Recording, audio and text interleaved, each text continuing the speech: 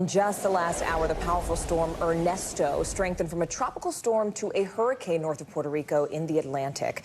Significant flood alerts are in effect across the U.S. territory and the British Virgin Islands right now as that storm continues to barrel its way north. Puerto Rico has shuttered public schools and businesses in the face of 70-mile-per-hour winds, heavy flooding, even widespread power outages. This is now the third hurricane since the Atlantic hurricane season began just in June. NBC News correspondent Guad Venegas is following the latest for us from Miami there. Guad, what is the latest on this storm? I mean, has it actually reached hurricane status for sure? Morgan, as we speak, I've been listening to a live presser where the governor is speaking on the latest.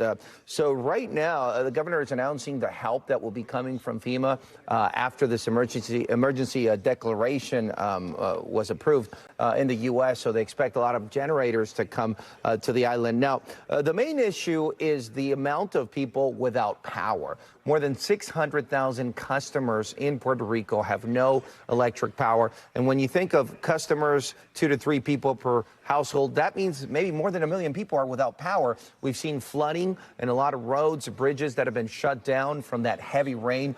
Most of the island right now is under warning because of that possibility of flooding. Even though the storm already made its way through and is north of the island, the heavy rain continues to slam Puerto Rico. Vegetation covering many of the roads, as we can see, the damage to the power infrastructure, utility poles and power lines, as well as the possibility for mudslides. So these are the things that authorities are going over. This press conference taking place right now is the first press conference today where they're making announcements as to the status of the island. They're also talking about crews that are going out to assess some of that damage on the roads when it comes to the rivers and, of course, with the power. The biggest question moving forward is going to be, Morgan, how long will it take for LUMA, the power company, to restore power to the hundreds of thousands that are now without power? Because in the past, with other storms, it's been days or even weeks for a lot of people to get that power back. Yeah, speaking of which, Guad, I mean, we know that Puerto Rico called in the National Guard. They canceled public school classes. President Biden has also approved an emergency declaration. So what type of assistance ultimately can we expect this to deliver to Puerto Rico?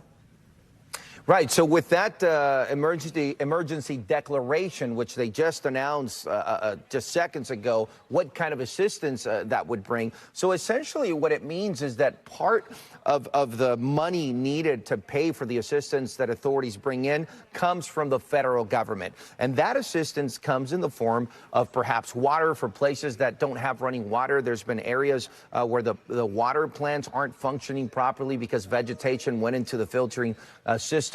So you're going to have to bring water for some people. And, of course, those generators that are necessary for people that will not have access to power, communities that have been cut off. So essentially, that emergency declaration will bring in the funds necessary for those local municipalities to tap into the resources, Morgan. All right. NBC News correspondent Guad Venegas for us. Guad, thanks.